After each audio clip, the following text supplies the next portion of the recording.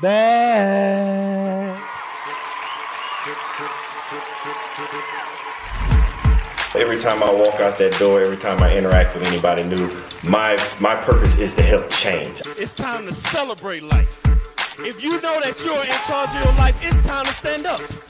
If you know you want better for your life, it's time to stand up. If you know that you have what it takes to be in charge of your life, it's time to stand up. If you know that you are not just trying to be good for you, but for those around you, it's time to stand up. As a matter of fact, look to the person to your left and tell them you are enough. I want to help you change, and just like you change, every time I interact with somebody, they help me change. It's no different than if I met an individual and they had 4 quarters and they needed change, or if I had $1 and they had 4 quarters, I need to change. We can swap the money. The value is still the same. They still got $1, I still got $1, but we both exchanged something, and it was a change for both of us. So every time I walk out that door, I inspire to help change lives just as much as lives have changed me. Y'all been listening to the wrong people, watching the wrong things all your life, and it's time to put to rest all those negative thoughts, because you are enough. It's time to put to rest that self-doubt, because you are enough. It is time to get rid of that negative energy, because you are enough. It is time to stop listening to people that don't have the best interests of you and your life, because you are enough. So let's have a moment of silence.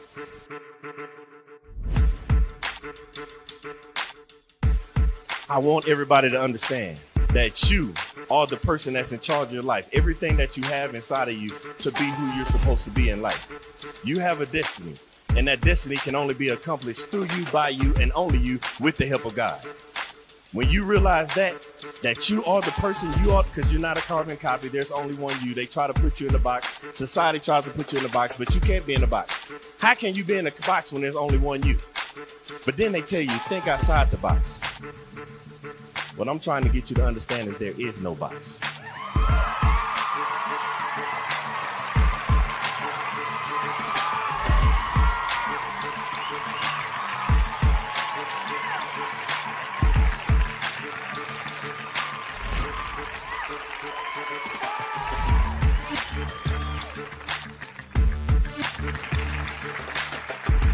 I want to pass on the things that I have to the generations behind me. By the time it's time for me to get called home and go to the grave, I want to be empty. I believe in bankrupting the cemetery, so I can't take this knowledge with me, because the cemetery is already full of brilliant ideas and unwritten books and innovative ideas. I can't take this with me, so I'm trying to leave it all here as Billy Graham Jr. to the next generation so somebody else can carry it on.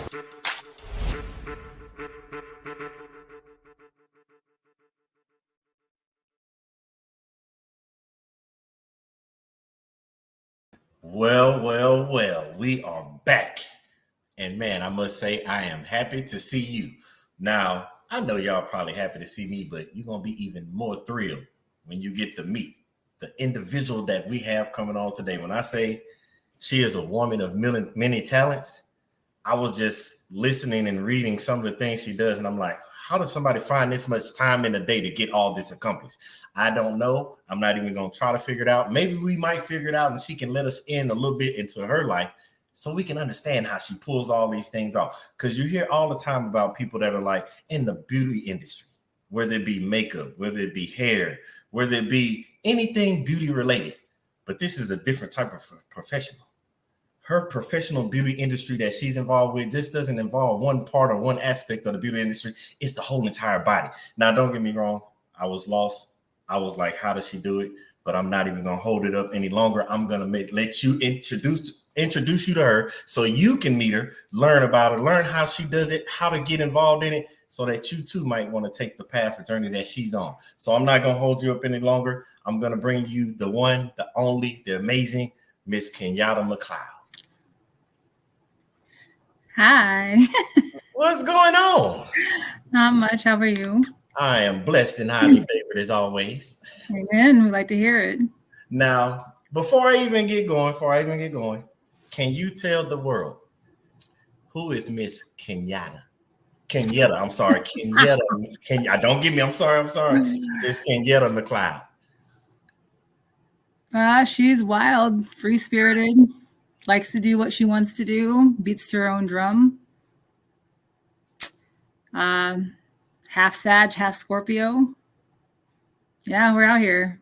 So no, I'm not gonna let you go past that. How does somebody live life that does what they want to do and beat at their own drum? Because we hear it all the time, but some of us are so like just programmed to like, we went to school, went to high school, get to college, whether you went to your career and you just are on this path, just doing this. How does somebody live a life that just beats at their own drum?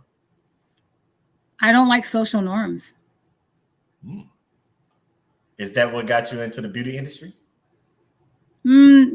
Raw talent was what got me there. Like I started doing stuff for girls in high school for prom hair. And then they're like, you're just really good at that. And then I started like, doing little side color jobs on my girlfriends in the bathroom, and my aunt, she's still doing hair. I think she's my great aunt. I think she's like 70 something and she's still doing hair. So I used to sit in the shop during summer times when I go to visit. Aunt Sarah is her name. And I used to sit there with her and watch her do it. And I was like, I could do that. I was like, but my special niche was color corrections and color. So let's go back then. Because you said you raw talent, figured it out, doing people's hair in high school, raw color and everything. What was that thing that made you say, that's what I'm great at? Or did somebody say, hey, I saw you do your own hair, or you did such and such hair? And what was that moment because people might pass their moment of knowing what their raw talent is, but how did you figure out that was your raw talent?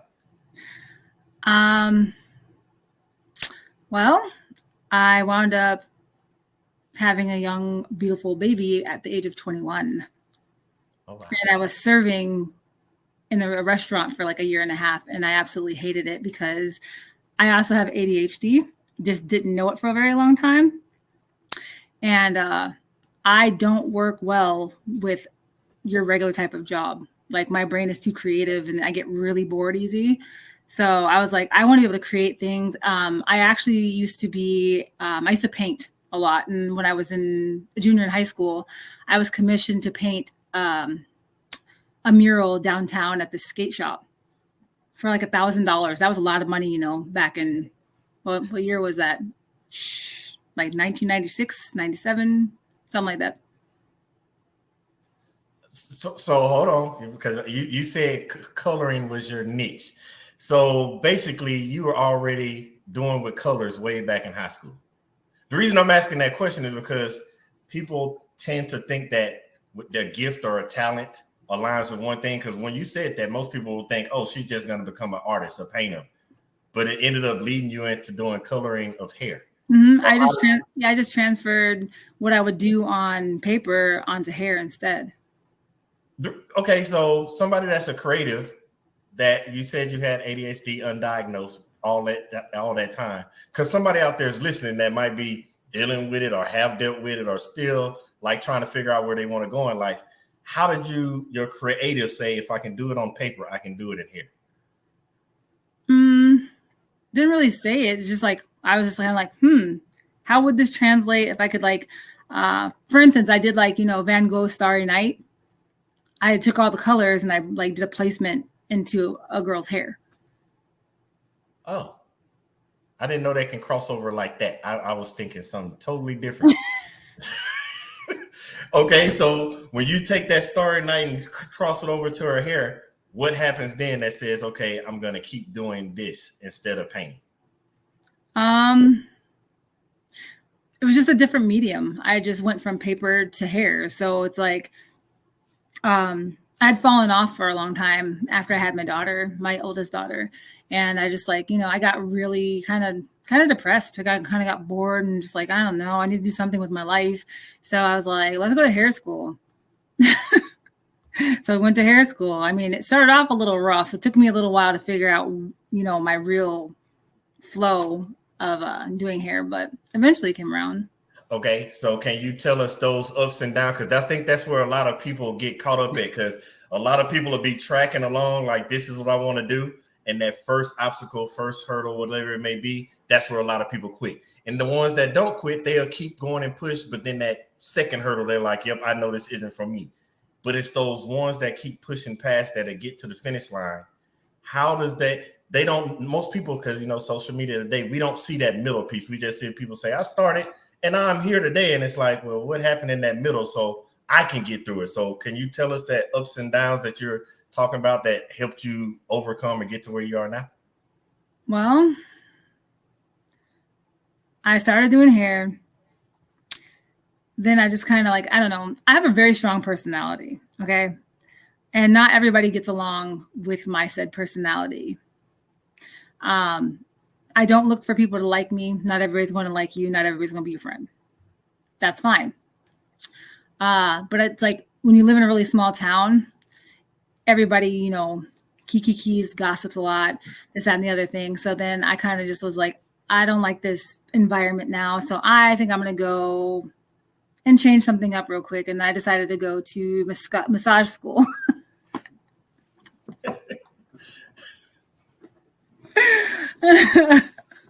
Okay.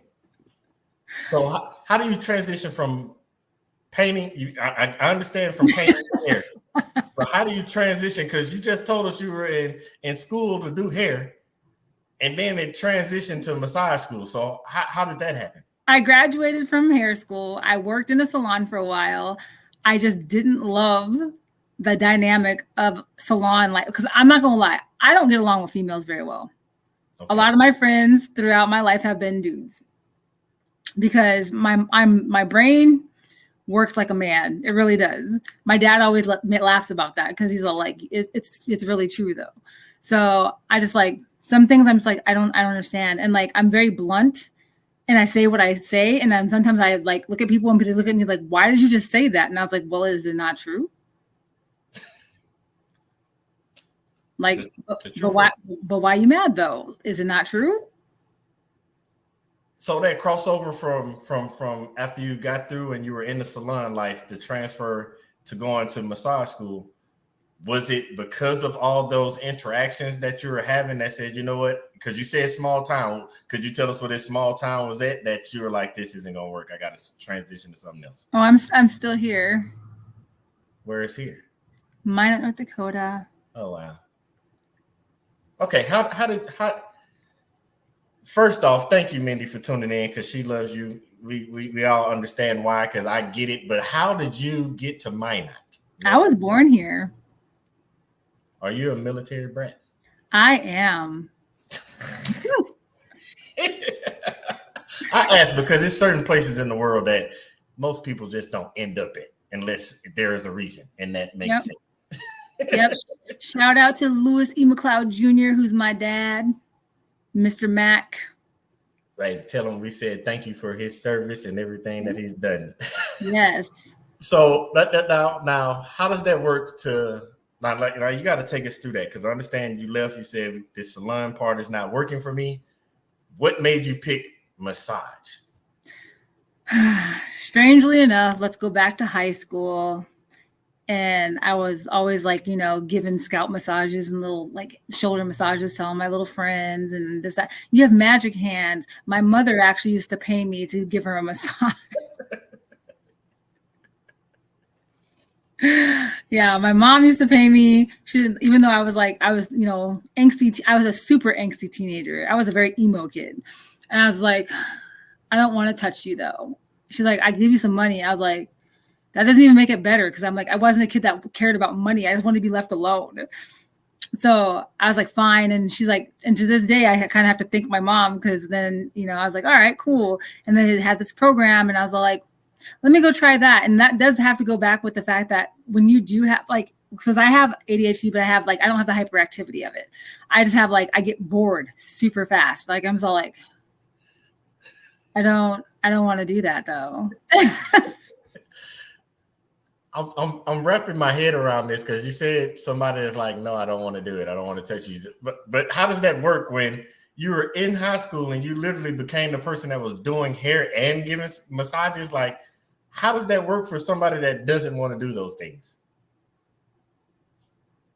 I guess it was like a foreshadow. God was foreshadowing it for me. He's like, you go and do this. I gave you special gifts with your hands. Your hands are your gift. So you're going to go do that. And I'm like, and over here, I'm like, no, I'm going to prodigal all day long. I'm so glad you said that, because so many people overlook that and underestimate that part, because we tend to want to do things our way. But how you just said, like, God's like, no, this is what I want you to do. I don't care what you think. This is who I made you to be. And you're one of those few people I'm learning that stuck with that. And then that transition, like, yeah, you might have got tired of, like, I'm not doing a salon life, but then you went into massage. So when you did transfer into massage after salon, how long or where is that taking you after that? So I did massage for about 11 years. I started it here in North Dakota, but then in 2007, I moved to Seattle, Washington, and I did it there for quite some time. I got to like work in the really cool like spas and stuff like that. And that was cool. And then I wound up meeting my ex-husband, and I had my second daughter. And then I kind of just like, yeah, things got a little wild after that. Did that little while after that, you just say, did that transition you to something else outside of massage? Because you say you did that for 11 years. Yeah, it transitioned me to just being at home with my youngest for a little bit, for about 2.5 years. And then we moved back to North Dakota because I was like, I need a support system, because I did not have one there. And I really missed my dad. And then also I didn't get to grow up knowing my grandparents well. And my grandfather passed away when I was 16. And I didn't want that for my girls, because I'm like, I don't have a like strong sense of tie to my family like I should, because we always like, we're a military family, and we live in the craziest place where it was so hard to go visit. Like we've got, we have to jump in the old Oldsmobile and drive like 3 days. Mom would fry the chicken and put it in the tin foil and keep it in the thingy. I laugh with you, but I know me and my wife to talk about that, because that's what we dealt with, like with our kids. Like, don't get me wrong, they love family, they know family. It's just that certain tie that you don't get that others have when they're growing up right around them. So totally understand. So you get this beautiful life, you go through this, you go from North Dakota, Seattle, then back to North Dakota. What transitions after that? Then I transitioned into doing some little like retail jobs for a little bit. And then decided to take a leap of faith with the help of my other adoptive mom, Sally, and started my own salon suite by myself. What leads you back into that? If it was something, if you were pushed out of the salon for various reasons, being a small town, I got to be by myself. I got to make my own rules. Okay, so you didn't have other people working the salon with you? No, I worked with other people, but we were our own separate businesses. So I just came and went as I went, and I paid my rent, my booth, my chair rental, and I did my own thing. So y'all opened like a collaboration kind of business? No, she owned the salon. I just rented a chair from her at the time. And how does that work? Because I know, because you're doing things with your hands. So how does that work when you're like, I'm staying here right now doing this with my own, running my own kind of business? Like, what do you mean though? Like you say, because it's her building, and now it's like a mixture of you're in her salon, but it's you starting your own thing. Yeah, so I had my own chair and my own station, and we had our own like designated shampoo bowl for ourselves. And so we were just like, we all came at different times and different days. So we kind of like, so only sometimes we would all work together. Oh, that makes sense. Because I was like, this, how do you get back into it? So now, because somebody's out there listening, and they're like, I don't know what I want to do. I like to do hair, or I like to do stuff with my hands, whether it be paint, whether it be massages. So for somebody like they're listening to you, what would you go back and tell that younger version of yourself that's out there listening? What path or what direction? Because you just said ADHD, and you're like, I get bored with stuff. Like, is there a different type of path you would put that person on, or would you do exactly everything the same? Definitely not the same. And that's the life lessons that we want to learn from you. Yeah. You have the knowledge. Hindsight is 2020. Yes. And that's why we want you to teach us this hindsight. Well, honestly, if I could have the exact same children I have, but later, I would have preferred that. However, God had a plan that I had to go. I went along with it because, well, didn't really have any other choice at that time. But I have two of the most beautiful girls. My oldest daughter is amazing. She is so smart, so gifted. She's just, I don't know. Like I always tell people, like my sister says the same thing about her kids, but like my first child was sent to save my life because I was doing absolutely nothing. I wasn't. I was just all like, I don't know what I want to do with myself. I was just working a job that I absolutely hated because it's like a 40-hour work week. I was like, I can't do this. It's like, I don't love it. And then my second little Spitfire wild child of the world was sent. She was sent to enrich it and give me like a lot of gray hair.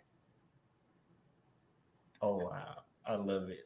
I love how you say that because, now, don't get me wrong, I believe all kids are blessings. But it's crazy how as parents, each kid does something else and means something else for your life. And believe it or not, they don't know that they help catapult us to do other things and be better for not just ourselves, but for them, to help them have that better life.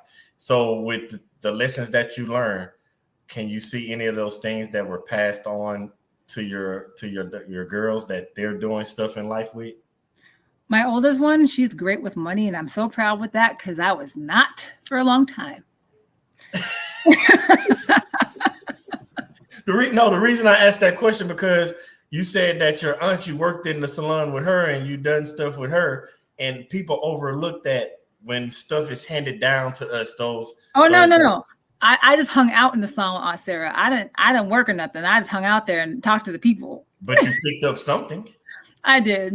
I picked up. It was just yeah. It could have been something as simple like you just said. You talk to the people. It was that customer service aspect. Most people suck at customer service, believe it or not. We've all been to those places and we're like, you want us to give you our money and you're right like this, like it's the little thing, and so many of us overlook those little nuances that end up making us better in the long run. So when you're thinking like, oh, I wish I would have did this, or I love that I did this, or maybe I could have did this way.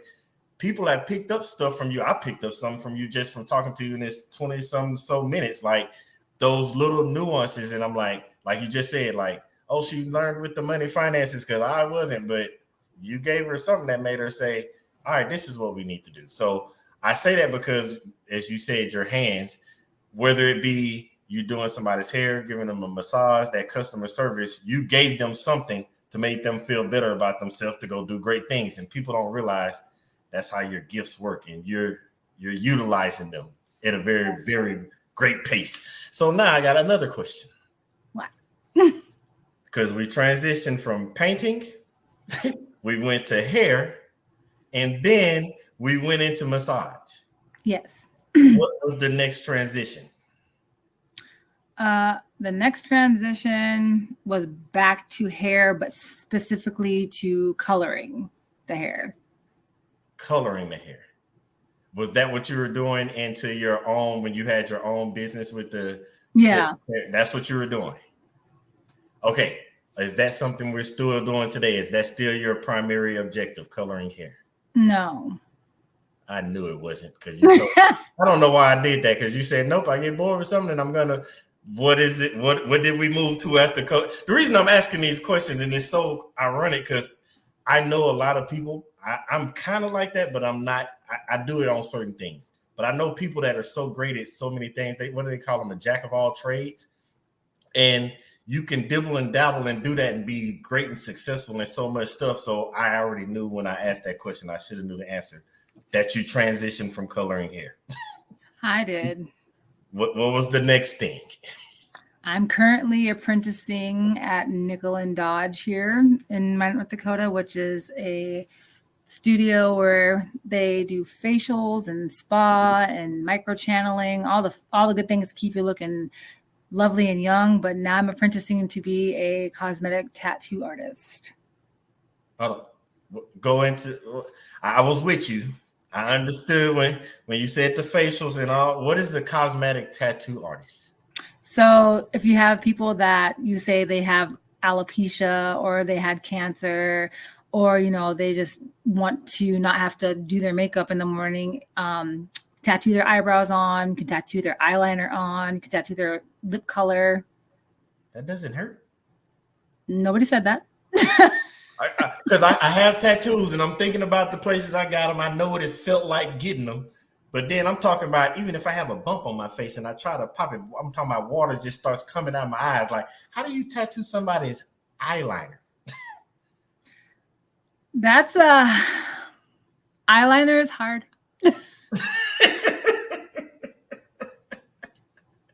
Like, I'm just imagining a tattoo around my lip or around my eyebrows. Like, I don't think yeah.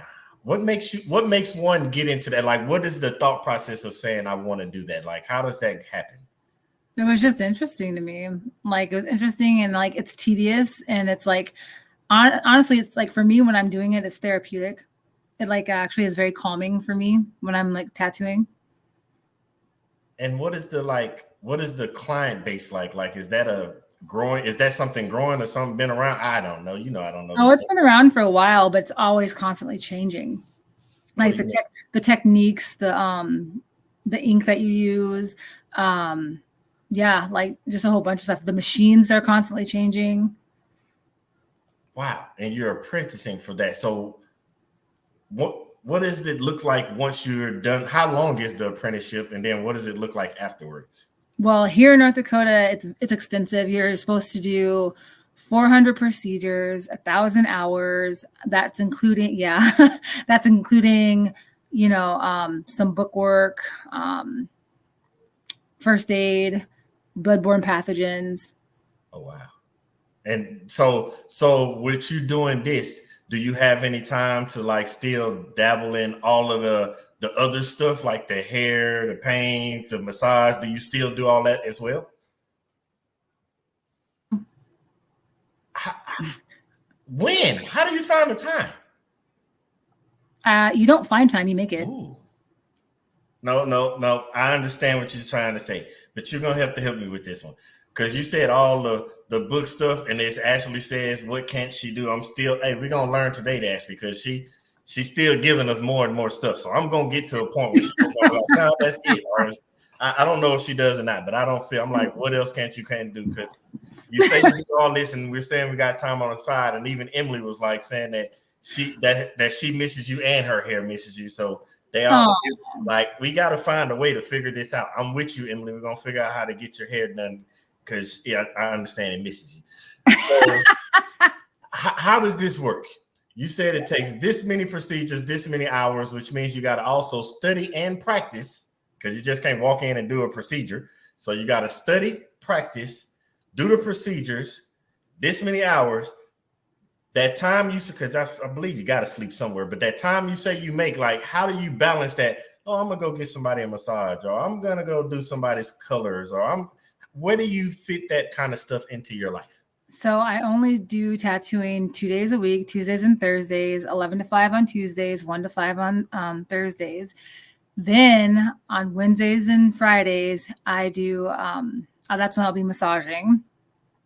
And then like for really close friends and family, I dabble a hair there, here or there. Like I'm going to see my girlfriend, Danielle, here on Monday in Colorado, and she's done so much nice stuff for me. And she's like, she's so humble and sweet, and I love her to death. She's just like, hey, could I trouble you for a haircut? And I was like, what do you mean trouble me? I'm like, you're doing so many nice things. That's not a hard ask. I got you. I can cut your hair for you. So what I just heard is your services, you travel. A little bit. Don't worry, Emily. I'm working on it. We're going to find out how to get it to you. I told you. We're going to figure it out, Emily. We're going to get her over there to you wherever you're at. She's in Louisiana. I know who that is. I know. Aha. Louisiana. Don't worry. We're getting closer, Emily. I'm trying to promise you. We're going to have an appointment set up in 2024. And while you have it, don't just get your hair done or colored. Get a massage as well. And hopefully she's farther along, and we're going to get you some facial blend. We're going to get it all done for you. We got you, Emily. I do the facials and stuff. I do that. Oh my goodness. So now I'm finna ask because everything that you said, everything that your hands and your gift and everything that you're centered around, because it's crazy how you said it earlier, like you are getting therapy as you're doing it. So like you're providing a service that most people would consider self-care, but you're also receiving some type of self-care as well as you're providing these services. Mm-hmm. How does that work, or how does that feel? Like, what is that? Because I like making people feel good. I like that they leave my presence feeling like a new person. And I can't say that's always been like that. Like, I mean, I got some, like, got to be self-aware about some things. I wasn't always the best business owner. I had to learn about some things and learn about myself. And, it's a hard thing to sit with yourself and to have to actually like self-reflect. A lot of people don't like to do that. I had a whole year and a half to do that. And, I don't know if people know, like, sometimes you can overshare. Like, sometimes you tell too much of your own business and it should have been about your client. And I was really guilty of that, but we're better with that now. Now, you said something that I want you to elaborate on, because you said that business aspect side of it. Like, we hear so much today, because we're in that, if everybody know, we're in that wave of entrepreneurship. Everybody's just, I'm finna go be an entrepreneur. And it's like that. I don't think they really understand that business aspect side of it. Like, you can be good at something, be great at it, whether it be making food or in your case, doing hair. You can be great at all kinds of things. But once you dive into it, so many people don't understand those hurdles or that stuff that they have to do. Can you elaborate on that business side? Because you said that year and a half you went through it. Can you elaborate those things that you learned that you wish you would have known going into it? Well, I guess this is where we're going to get into like a little bit of a psychology portion of things. I love it. Basically, you have to like make sure that the time that you have with your guests, I call them guests because I like that better. I don't like to talk. Clients sound so dirty to me. Yeah, let's stick with guests. Yeah, so I had like, some of my guests, you have to like draw a fine line because like some of your guests do become your friends, but then it gets carried away a little too much. Okay. And then like the more of your personal life starts falling more into your business when you have to, scale that back a little bit. And it needs to be about that person and what's going on in their life. Because like for a while there, I would call myself a therapist because I would hear a lot of stuff. And, for some people, I'm glad that I was able to help them with a lot of things that was going on in their lives at the time. But then like, like I said, I'm obviously no longer married, and that really took a toll on my business, because there was a lot of stuff going on behind the closed doors for me, and I was bringing it to work. But like, as my therapist said, she's like, you would, trauma dump and emotional dump your stuff on your people because you had nowhere else to talk about it. Wow. I never thought about that. So it's what you just said, which I want people to understand, because okay, let's put it this way. I used to listen to motivational speakers all the time. I was that individual, like I would try to give that inspiration to others, like, pouring into others kind of thing. And then somebody asked one day, and it was like, if you're the person doing all this, sort of like a motivational speaker, who motivates the motivator? And so what you just explained to me as a business owner, which I want other entrepreneurs, future, present, all that, when you're thinking about going in business or you're doing this, you have to have that level of a person that you can talk to, like Kenyatta just said, a therapist or whatever, that family friend, whoever it may be. Because as the owner of the business, it can't be your guest and it can't be your workers. It has to have somebody. And man, a lot of people I don't think understand that. And the reason I say that, because I see so many people utilize social media as their trauma dump. And I'm like, no, get off. This is the wrong place to be doing it. Like, you have a business, and you see it all the time. Like, this business is closed and this person is on, because they did what you just said. I like how you explain that, man.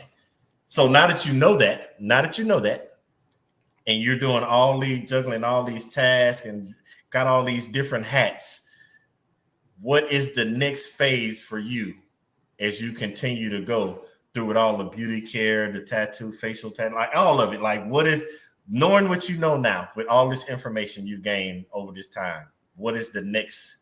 Because I know it's another one. You're not gonna sit still. You can't sit still. That's like an impossible thing for you. So I know that mind and has to be turning. Like, I got more ideas coming. I'm gonna utilize this to get that. What's next? Well, I also have a little side hustle called Darling Donuts because I have celiac disease, and for a while it was doing pretty well until like my mental health took a little dive for a second. Had to like get myself regrouped, but I make gluten-free, dairy-free, sometimes vegan donuts.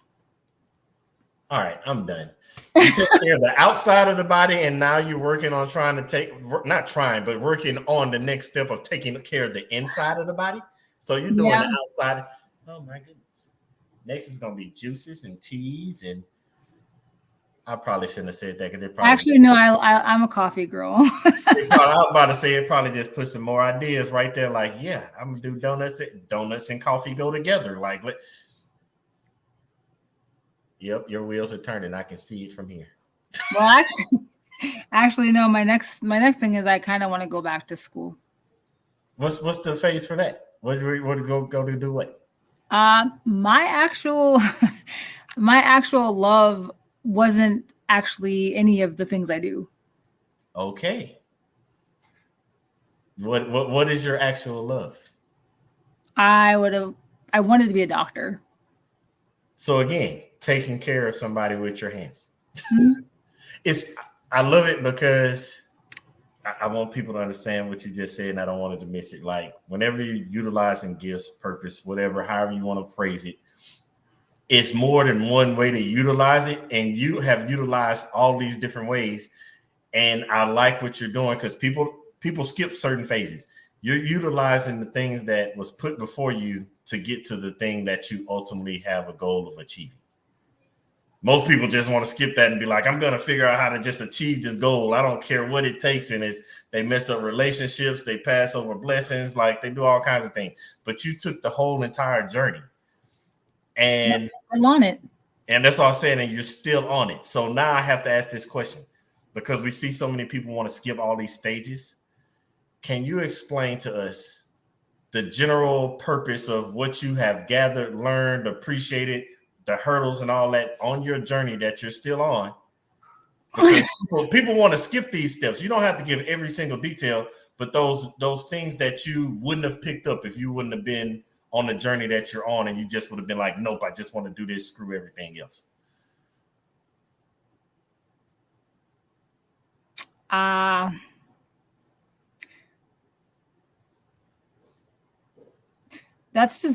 It's just not a thing.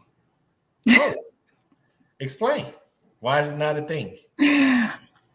You're just never gonna you're never gonna learn the things you need to learn if you're just gonna try to okay, I'm just gonna fast forward and I'm gonna skip over here because you're gonna miss vital information, and then you're gonna have to go back and redo it anyway when you should just did it right the first time.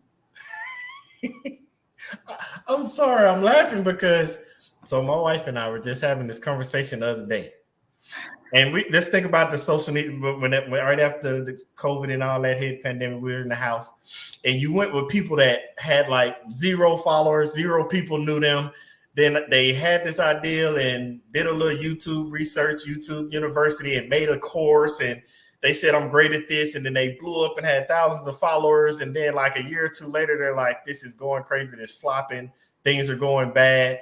And me and my wife were talking about it, and it was like, because people miss those stages in the middle. And so when they get to a certain point, they don't know what to do because they didn't do the stages. It's like telling me I'm going to take a kid in first grade and be like, you're going to high school. And they're going to be like, what? Like, you can't skip that in the middle. And people want to skip so many stages in life. And you basically just taught us that, not even taught us, you explained and showed through your life the reason you have to go through these stages. Because if I take you back to 20-year-old you and said, hey, I'm throwing you right in there, it's time to be a doctor, without all the information you've gained over the years, do you think you'll be successful? Not off the bat, but I'd figure out how.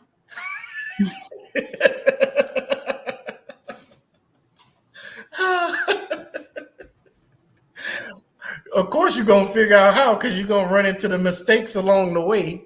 But the best part about it is when you're figuring out things, like you said earlier, you have to go back to your support system, which is something you said you had to go do. So I want you, without in as many words, however you want to explain it, can you explain to others? Because you hear all the people say it all the time. I started from the bottom of here. I did it all on my own. Can you explain the importance of a support system? Yeah, I don't know, when people say all that, I'm like, there was always somebody there that either helped you or you stepped on them. Yes. I've been saying that for years. I'm like, so you didn't go to no bank, nobody talked to you, gave you you didn't watch YouTube, but the one I didn't think about you just said was the stepped on. That's a crucial one. We used to call it the crab in the barrel syndrome, but now I guess it's not that, because a lot of times people don't even pull others down. They just step on them to get to where they want to go. No, people still pull people well, down. I know they still do that, but I never factored in to just stepping on people. Yeah, there's I'm just gonna let me just go ahead and climb up this ladder. Oh, I'm sorry, that's actually your head, but I'm gonna step on you to get up here to get to where I'm trying to go. Because no one likes discomfort. Ooh. So what's the remedy for somebody that doesn't like discomfort? Because a lot of people don't like it. There is none. You're gonna have to sit in it. Ooh. Get comfortable being uncomfortable. Yes. Nothing good comes from a comfort zone. I'm right. Hold on. If I got a pen around here, I need to be writing all these quotes down. Nothing comes good from a comfort zone. And then I'm sorry, but the one you said, because about climbing the ladder, you're climbing the ladder. No, that's your head.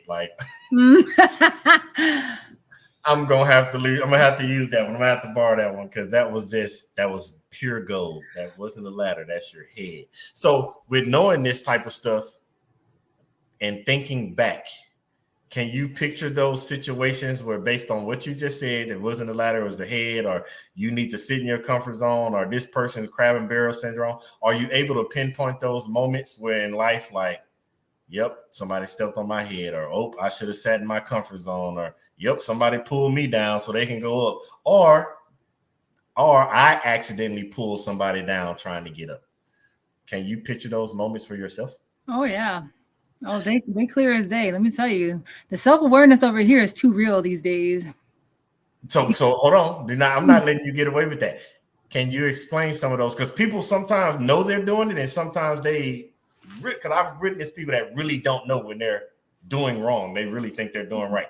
Can you explain those moments so people can have a general idea? Let me see. Let me find a good one that's not just throwing people business under the bus.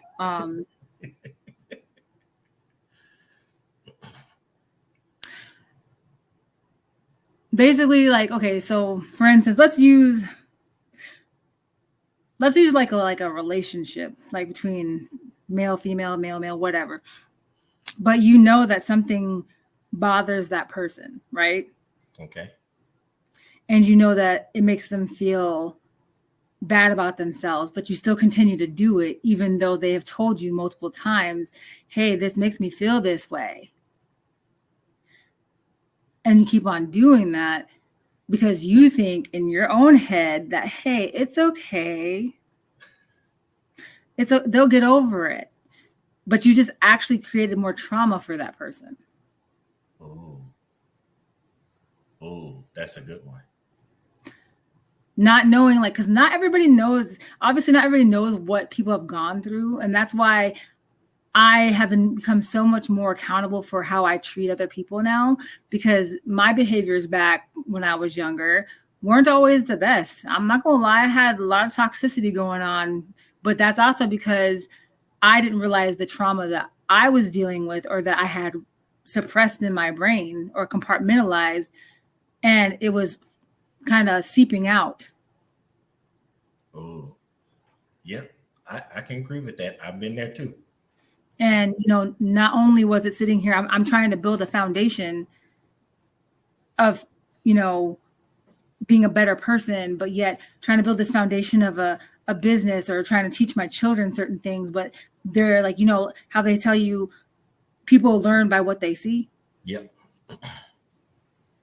You lead by example. Yep. So what exactly are you teaching other people if you're not even paying attention to what you're actually doing? Ooh. It's amazing you said that, because even me, when I've talked to therapists in the past, one actually said that I had taken taken most of the trauma that's happened in my life. Because some people reject trauma and they're like, nope, I'm not incorporating that. I'm learning from that. I'm not going to be that type of person. But some of them do what I did. And I wrapped the trauma so much into my life that it became part of my being. And so I was going through life doing things thinking it was correctly because I made it a part of me, not realizing like, no, I need to probably not make that a part of me. It's something like, okay, put it like this. It's like an addiction, like somebody that takes on an addiction, whatever it may be, and it becomes part of their life. So they're addicted to it. To them, they're like, this is a part of my life. This is what I have to do. And it's like, because it's normal. It was made normal for them. Normal. And so many of us do it. If you left it up to me, I would say everybody needs a therapist, especially in the case of what you just said, relationships, whether it be with another person or whether it be your business, whether it be your guests, like your family. I think we all need to figure that out, because we have a tendency to take that on. And I say that because, as you explained it, it becomes a part of your journey, and that can dictate whether your journey goes the correct way or the bad way. Well, because it's so much easier to blame shift and project and deflect all your things to other people, because it's like, no, you. That's one huge thing I learned is I don't use you statements anymore. Okay. Instead, when I talk, I say, I feel, and then I go into what it is that I feel. And then my biggest problem I have right now with people is the fact that your feelings are not facts, people. Ooh. The heart is treacherous. It will lie to you. Yes, it will. I wish more people got what you just said about your feelings are not facts, because if everybody started to look in things like that, I call it, we're kind of like in an entitlement part of life right now, where everybody's entitled to believe that because I feel this, I'm right and everybody else is wrong, unless you feel like I feel. The people that feel like me come over here, everybody else is wrong. Yeah. And so many people are walking through like, and don't get me wrong, I don't like blaming social media, because social media has a lot of positives. It does, but like just what's being. Because if I got an opinion, I can go on social media and find people that agree with me. Mm-hmm. Back in the day when I was growing up, well, we were growing up, because you just alluded to when you said the 90s thing. So I'm going to take that, even though I don't believe it, but I'll take it. I need to see photo ID one day to believe that, a driver's license, passport, birth certificate. I don't care to believe it myself. But for the time being, I will go with you. When we were coming up, because we were raised in just our environment, if I had a feeling or a thought about something, if there wasn't people around me, I had to be like, well, maybe I'm wrong. Maybe I didn't get this right. But now in today's society, oh no, I'm going online. Oh, yep, there's 10 more people that believe me. I knew I was right. And that's how people live life now. Yeah. The likes and the comments. Yeah, and where are those likes and comments and all these followers going to get you later on in life? What is that going to do for you? What does it mean? Nothing. Because none of them are going to be there at the end of the day. Are they? I'm like, yeah, they might be paying some of your bills right now, but that what is given can be taken away. I don't understand why people don't understand that. Ooh, I like that. What's given can be taken away. Most people overlook that as well. That makes me have a question now. Because you said what is given can be taken away. While you're on the journey that you have been on and the amazing things that you've done, what do you see the giving looks like? Because you just said that you learned from therapists, you've taken away certain aspects of your life, like this can't come with me going forward. What are those things that, because you say you like to help your guests, you like taking care of people, helping people. What is that next step with you with the giving away to people? Because you've learned that when I give to people, it not just makes me feel good, but it does better for people. Mm-hmm. I guess I know I can't, like, obviously I can't fix people. I can't, make them follow suit or whatever. What I can do is give them a vital piece of information let them sit on it, marinate on it, and hope that it plants a seed. I just know that I don't want people to have to experience a lot of the things that I have, because it was rough. I used to be quite the oversharer, but now I've become a little bit more reserved in what I share with people, and I'm a very big observer of people. I have a really interesting knack. I always know when people are lying, and I just let them lie.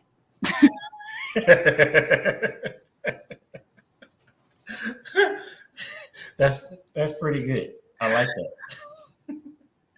Oh, I'm sorry. That's funny because I do the same thing. I'm like, yeah. And when did it happen? On Wednesday? No. Like, I let them just run with it. Mm-hmm. But one of my gifts and my guilty thing is this memory I have. People forget what they lied about. Mm-hmm. And when it comes back around, be like, no, but you said this. No. And they make the lie deeper. And I'm like, okay. Yeah. Whatever. Because they forgot. They forgot. Oh.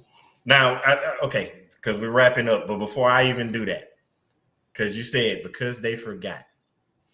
Just in this right at an hour, we've done this talking, and this people thank everybody for tuning in that's been listening. And I don't want them to forget. So I'm going to use you to help them with all the stuff that you're doing on your journey. Mm-hmm. You can go back, and there's two people I want you to be thinking about. The person that's listening at this, that is the age when you guys started with it. I'm talking about all the way back to the painting throughout your journey. If you can go back and guide the younger you on this journey, what's that consistent piece of advice that's turning over in your head? Like for example, me, one of my scriptures is whenever I'm faced with something, it's like I can do all things through Christ that strengthens me. Like, what's that little piece of advice you would keep reminding yourself along your journey, starting back then, to help you continue to progress, to be better and where you are right now? To be careful who you let close to you, because not everybody's meant to eat at your table. Ooh. Yeah, that's to the point. There's no correction. That's just, I want people to not understand what you just said. Like, because remember, we talked about social media throughout tonight. And everybody is not for likes, friends. It's just going to be that person because don't get me wrong, there's people that are in your life for a season and a lifetime, but they're there for a reason. That's my favorite thing. Reason, season, lifetime. I live by that. She just gave it to you twice. The people that come to your table and everybody ain't allowed to sit there, the people you let in your life. And that thing that she just said she lives by. Reason, season, and lifetime. You have to know who those people are as you progress through life. Because everybody's not supposed to. Don't put somebody in the category they're not supposed to be in. Don't put a person that's for a season and try and make them a lifetime person. Everybody has a cap. If this is their cap, once you help them and they've helped you and we reach that cap, sometimes we have to part ways. Not saying they can be your friend. Not saying you still can't communicate, but they just might be at that level where you are right now. A good example of that, a great example of that, is Emily was always getting her hair done by we reached the cap where Emily had to move. That doesn't mean that her and Kenyatta are not still friends. Nope. It just means that after she goes to Colorado later on this year, that when it comes 2024, we're going to have to get Kenyatta over to Louisiana so that Emily can get her hair done. And actually, I'll have to go to New Mexico. Oh, New Mexico? I thought you said Colorado. No, she lives in Louisiana right now, but she's moving again. Well, we will see you in New Mexico, Emily. Don't worry. I'm going to do a follow-up. I don't know how we're going to get Kenyatta back on this show, but when we get Kenyatta back on this show, I'm going to do a follow-up to make sure she has come to see you. I'm going to even give a timeline when I talk to we're going to be like, hey, we're going to come back this day, but we got to get you down. And if we don't, I'm going to have to see if I can get Emily to tune in too and see if she'll come talk to us and see what happens. But anyway, no, I'm not going down there. But no, so for somebody because you've been dropping all this great information all night long, for somebody that's not learning from Kenyatta and really needs help, really needs some guidance, might even be thinking about pursuing the same path work and journey that you've been on, how can somebody like that get in touch with you? With me? Yeah. I have Instagram. I have my Facebook. I have 2 different Instagrams. The one I'm on the most is YB is Healing Her Soul. That's the one that I'm on the most right now. The other one is my hair page. It's still up. You can look at all my cool stuff on there. I'm always willing to talk to anybody. I have email. Don't worry, everybody. I'm gonna get all this information and I will put it in the description. And if you haven't done so already, the YouTube channel Strategic Dope. Make sure you like, subscribe, share. I will put all this information under the video because we gotta have you back on, Kenyatta. Because I'm still, for one, I want to know what this next part of the journey is gonna look like as we continue on. Because I know we're not nowhere near through. So that's one. And for two, we got to make sure that Emily gets her appointment. And for 3, we're going to need you to continue to drop in these nuggets that you have been giving us all night. But again, on behalf of everybody that tuned in and all of the listeners, the people that are going to watch this later on, I must say thank you for sharing all this information because you have given us a lot of knowledge. You've opened up your life. You let us see because, you know, social media makes it look like people don't live normal lives when we know we all live normal lives. So on behalf of everybody, again, thank you for gracing us and taking the time out tonight. We appreciate you. Now, I don't want you to go nowhere. Stick with me because I want to talk. I'll be right here. I want to talk to you right out of the show. But again, thank you for taking the time. But Miss Kenyatta, you stay blessed, and I'll see you on the other side. Man, now. I know some people are probably like, oh man, I thought we were just going to talk about a little beauty products. No. We got beauty. We got everything we could out of Kenya. And don't get me wrong, we're going to have her back on. But she didn't just tell us how we're supposed to use our gifts and purpose to help others, but she also showed how it helps you as well when you're doing these things.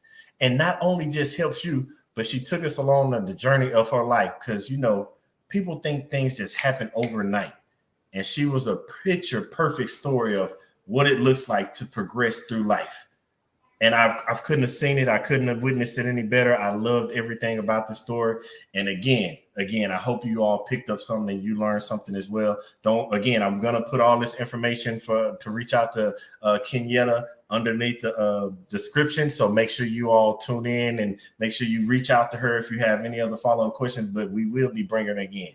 But again, thank everybody for tuning in. I really do appreciate you. And don't forget, we're going to be here same week, next week, same time, 8 p.m. Eastern, 7 p.m. Central. And I can't wait to see you and talk to you all again. But until then, just remember to always live in your purpose, with purpose, on purpose. I love y'all. I'll see y'all next week.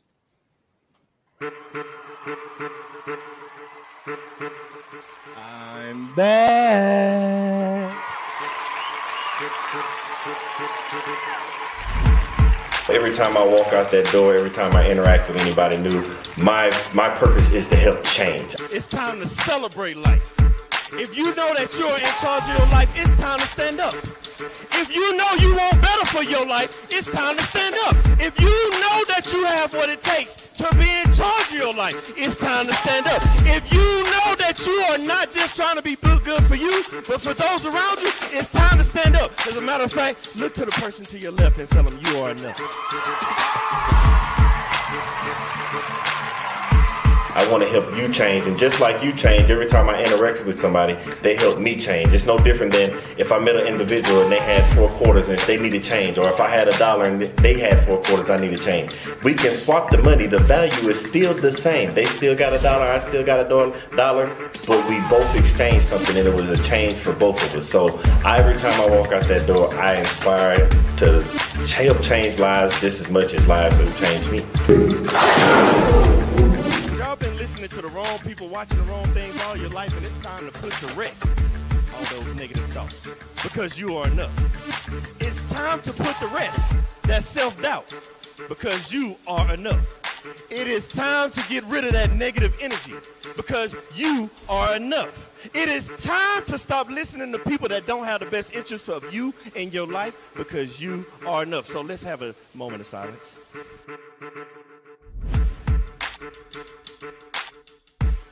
I want everybody to understand that you are the person that's in charge of your life. Everything that you have inside of you to be who you're supposed to be in life. You have a destiny. And that destiny can only be accomplished through you, by you, and only you with the help of God. When you realize that you are the person you are, because you're not a carbon copy, there's only one you. They try to put you in a box. Society tries to put you in a box, but you can't be in a box. How can you be in a box when there's only one you? But then they tell you, think outside the box. What I'm trying to get you to understand is there is no box.